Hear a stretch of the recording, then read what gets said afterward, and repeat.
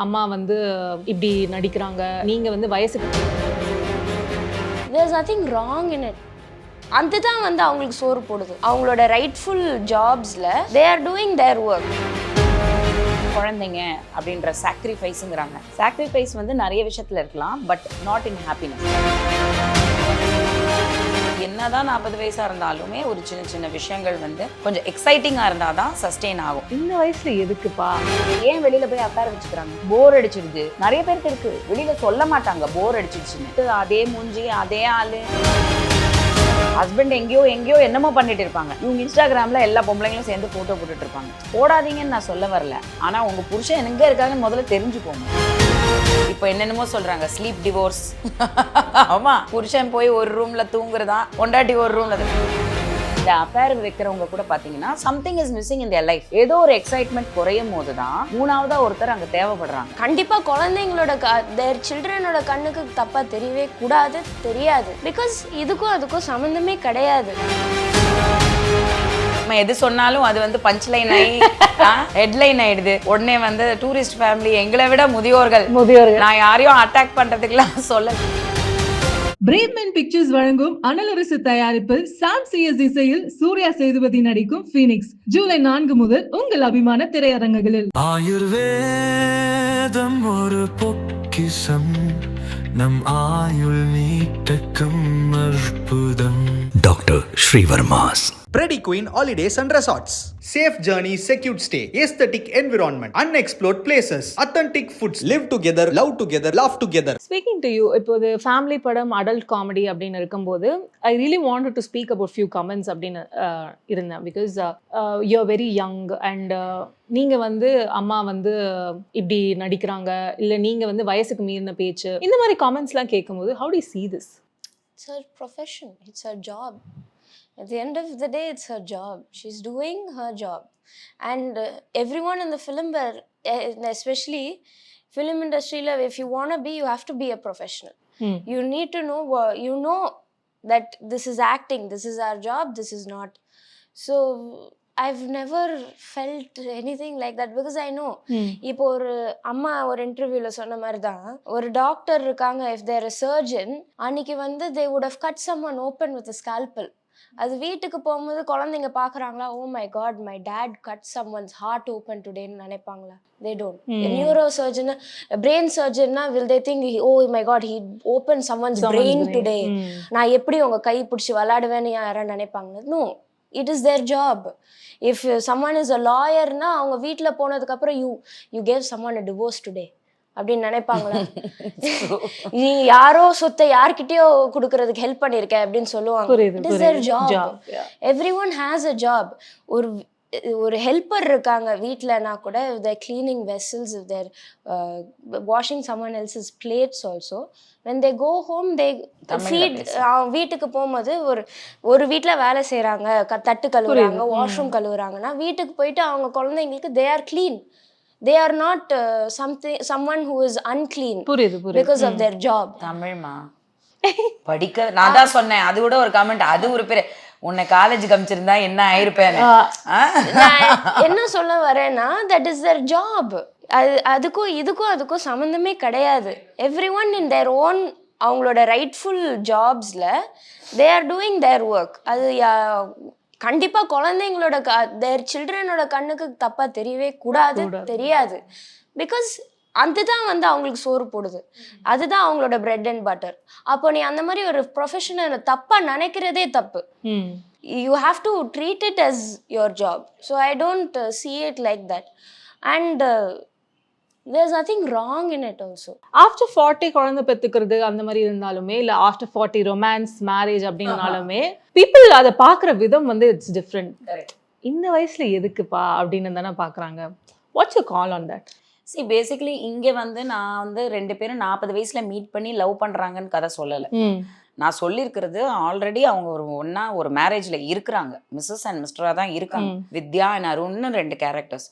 40 வயசுல ஒரு சம்பவம்னால என்ன ஆகுது அப்படிங்கிறது தான் கதை. இப்போ ஒண்ணுமே இல்லை, நீங்க 15-16 வயசுல ஒரு பொண்ணும் ஒரு 18 வயசுல ஒரு பையனும் கல்யாணம் பண்ணியிருந்தா கூட அந்த காலத்துல, அப்புறம் இன்னைக்கு வந்து ஒரு என்ன சொல்ற ஒரு யங்ஸ்டர்ஸ் காலேஜ் முடிச்சுட்டு இல்லை ஒரு ஜஸ்ட் ஜாப் ஜாயின் ஆயிருக்காங்க, அவங்க கல்யாணம் பண்ணுறாங்க, அவங்களுமே 30 வருஷம் கழிச்சோ 20 வருஷம் கழிச்சோ 40 வரும் 50 வரும். So just because they are growing older, they don't, you cannot say that you are not in love with your wife. இல்ல, True. you still have to love your wife because that is love. அப்புறம் commitment எங்க இருக்கு? அந்த மாதிரி இல்லாதனால தான் இன்னைக்கு சொசைட்டில டிவோர்ஸஸே வருது. போர் அடிச்சிடுது. நிறைய பேருக்கு இருக்கு, வெளியில சொல்ல மாட்டாங்க போர் அடிச்சிடுச்சுன்னு. பட் ஏன் வெளியில போய் அஃபேர் வச்சுக்கிறாங்க? இந்த அஃபேர் வைக்கிறவங்க கூட பாத்தீங்கன்னா something is missing in their life. ஏதோ ஒரு எக்ஸைட்மெண்ட் குறையும் போதுதான் மூணாவதா ஒருத்தர் அங்க தேவைப்படுறாங்க. கரெக்டா? சோ இதுல 2 பேர் மிஸ்டேக்கும் இருக்கு. ஹஸ்பண்ட் மிஸ்டேக்கும் இருக்கு. நான் சொல்றது குறிப்பிட்டு இந்த பிரச்சனையை சொல்றேன், போர்டம். ஏன்னா ஒரு மேரேஜ்னாலும் டே இன் அண்ட் டே அவுட் அதே மூஞ்சி அதே ஆளு. நிறைய பேருக்கு அது ஒரு ஏஜுக்கு மேல போர் அடிக்கலாம், நடக்குது சொசைட்டில. பட் அதை தாண்டி ஒரு ஈர்ப்பு இருக்கணும்னா மெயினா என்னன்னா some excitement everybody needs. So you have to work on it. அதுக்கு தான் மேரேஜஸ் வந்து ஒரு கான்ஸ்டன்டா நம்ம ஒர்க் பண்ண வேண்டிய ஒரு விஷயம் தான். ஒரு வாட்டி கல்யாணம் ஆயிடுச்சு, முடிஞ்சிச்சு, குழந்தைங்க பிறந்துட்டாங்க, அதோட வந்து வைஃப்ஸ் என்ன ஆயிடுது, நிறைய ஃபேமிலிஸ்ல பாத்தீங்கன்னா they are settled, they have their own life style. அவங்களுக்குன்னு ஒரு கம்ஃபர்ட் ஜோன் இருக்கும். அவங்களோட மதர் சிஸ்டர்ஸ் வெளியில போறது வர்றது, பிள்ளைங்க படிப்பு டியூஷன் அது கான்சென்ட்ரேட் பண்றது, வீட்டில் கிச்சனோ சீரியல் பார்க்குறதோ whatever they do. Higher ஸ்டேட்டஸில் இருக்கக்கூடிய மாடர்ன் திங்கிங் வந்து பார்த்தீங்கன்னா ஹஸ்பண்ட் வந்து நல்லா சம்பாரிச்சுட்டு நல்ல ஒரு பொசிஷனில் இருக்கும் போது இவங்களுக்கு வந்து நகை வாங்குறது, புடவை வாங்குறது, வெளியில் போகிறது, செலவு பண்ணுறது, ஃப்ரெண்ட்ஸோட வந்துட்டு எல்லாமே இந்த கேர்ள்ஸ் கிட்டி பார்ட்டின்னு போகிறது, அது எல்லாமே இந்த படத்தில் இருக்கு. ஸோ இது வந்து ஒரு type of lifestyle. Husband எங்கேயோ என்னமோ பண்ணிட்டு இருப்பாங்க, இவங்க இன்ஸ்டாகிராமில் எல்லா பொம்பளைங்களும் சேர்ந்து ஃபோட்டோ போட்டுட்டு இருப்பாங்க. போடாதீங்கன்னு நான் சொல்ல வரல, ஆனால் உங்கள் புருஷன் எங்கே இருக்காங்கன்னு முதல்ல தெரிஞ்சுக்கோங்க. வெரி இம்பார்ட்டன்ட்னோ. கோட்டை விட்டுறது நிறைய பேர் அப்படியும் இருக்காங்க.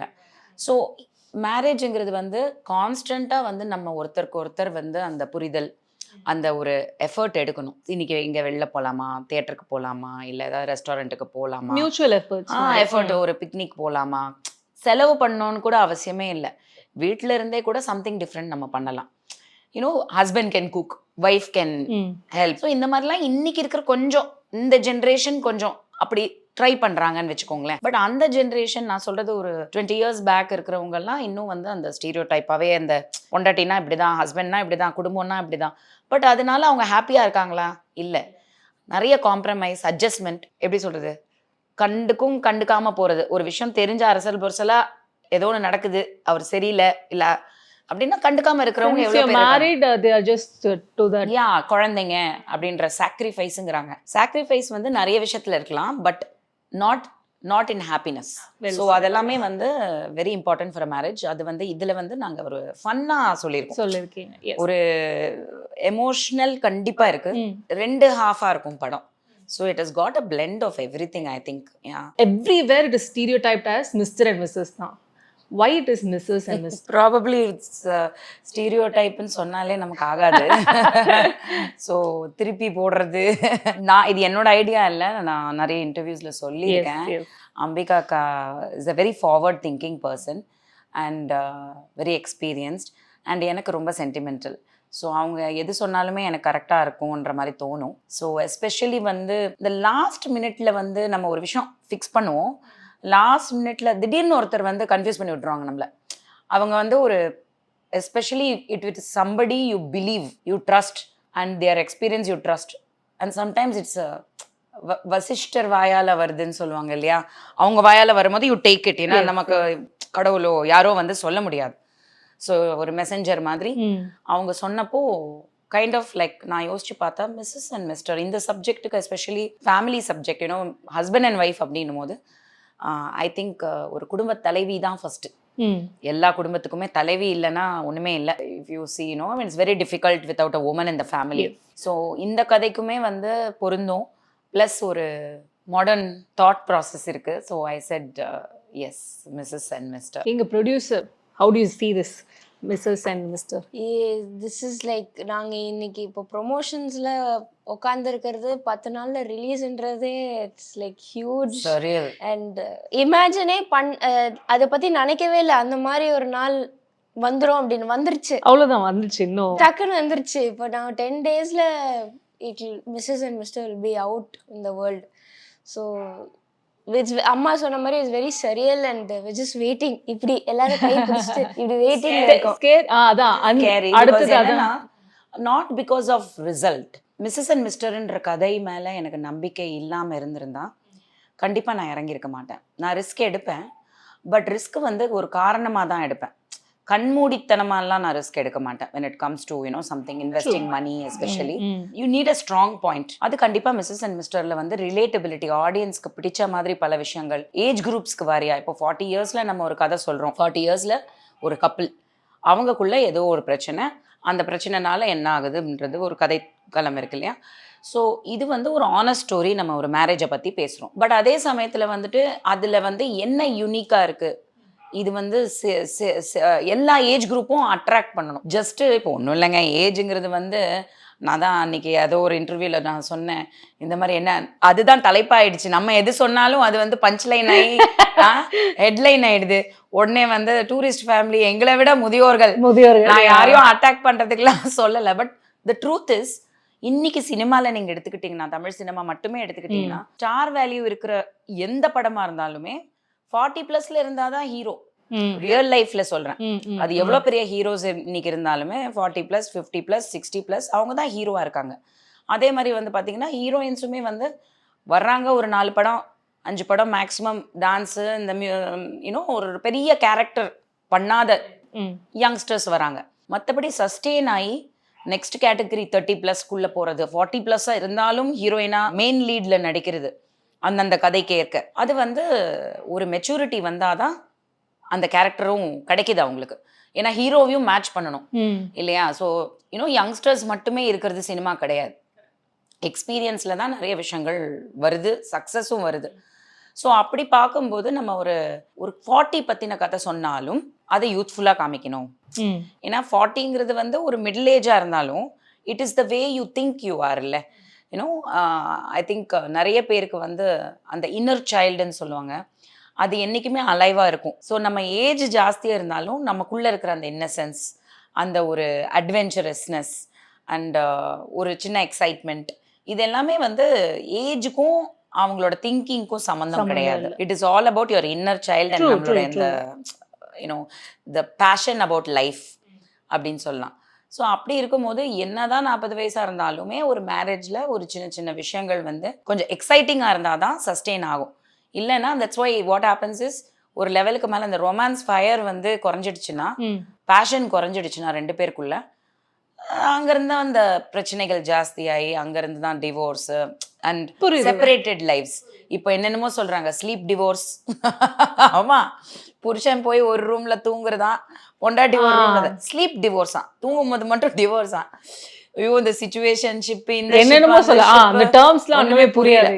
ஸோ அந்த மாதிரி ஒரு உலகத்தில் நம்ம இருக்கும்போது ரிலேட்டபிளாக இருக்கும் அப்படின்றதுனால தான் இந்த கதை. நான் இந்த கதை மேலே நம்பிக்கை வச்சு நம்ம இறங்கினாலுமே ஆடியன்ஸ் கிட்ட கொண்டு போய் சேர்த்துடலாம். செலவு பண்ணி ஒரு படத்தை ரிலீஸ் பண்ணலாம், தியேட்டர்ஸ் எடுக்கலாம், இந்த மாதிரி ப்ரமோஷன்ஸ் பண்ணலாம், ஆடு கொடுக்கலாம், செலிப்ரிட்டிஸ் வச்சு அதை ரிலீஸ் பண்ணுறது கொள்றது, இதெல்லாம் வந்து இன்னைக்கு வந்து நிறைய பேர் பண்ணுறாங்க. ஆனால் ஆடியன்ஸ் அந்த ஃபர்ஸ்ட் ஃப்ரைடே ரிலீஸ் ஆகிற எந்த படமுமே வெள்ளிக்கிழமை வருது இல்லையா, அந்த வெள்ளிக்கிழமை தியேட்டருக்குள்ளே பிடிக்குதோ இல்லையோ ஒரு ஈர்ப்புல உள்ள போனாதான் அந்த படம் என்னன்னு தெரிய வரும், தியேட்டருக்குள்ள ஆடியன்ஸ் வரணும். ஸோ இதுல பல பேரோட லைஃப் அடங்கியிருக்கு. பணம் நிறைய செலவு பண்ணி நம்ம படம் எடுக்கிறோம், ஆடியன்ஸை நம்பி தான் எடுக்கிறோம். ஸோ இது மக்களுக்கு வந்து பிடிக்கும், இதை என்ஜாய் பண்ணுவாங்க, இது கண்டிப்பாக வந்து ரசிக்கப்படும் அப்படின்ற ஒரு எண்ணத்துல தான் நம்ம எடுத்திருக்கோம். நம்ம கொடுக்க வேண்டியது நம்மளோட கடமை அண்ட் பேஷன் தான். பட் மக்கள் தான் வந்து இங்கே ஃபோன்லேயும் யூடியூப்லேயுமே நிறைய விஷயங்கள் பார்க்குறத விட்டுட்டு கொஞ்சம் தியேட்டருக்கும் போய் என்னதான் இருக்கு பார்க்கலாமே, அந்த என்னதான் இருக்கு பார்க்கலாமே வந்தாலே வந்து ஒரு படம் சக்ஸஸ் தான் கண்டிப்பா. அது இன்னைக்கு கொஞ்சம் நல்லா இருக்கு சினிமாவில் வந்து. ஐ திங்க் ஆடியன்ஸ் வந்து நல்ல கதை இருந்தா, கண்டென்ட் நல்லா இருந்துச்சுன்னா கண்டிப்பாக உள்ள வராங்க.